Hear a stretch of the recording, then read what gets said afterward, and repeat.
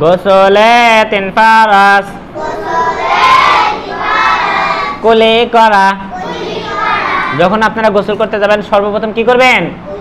ভালোভাবে মুখের ভিতরে পানি নেওয়া, সুন্দর করে কুলি করবেন। ঠিক আছে, দেখেন কুলি করা। নাকে পানি দেওয়া,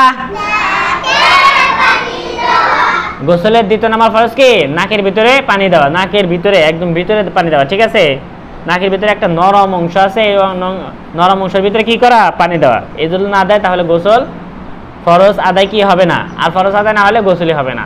ঠিক আছে, এ দেখেন। তারপরে সমস্ত শরীর ধৌত করা, এবং সমস্ত শরীর ভালোভাবে ধৌত করতে হবে।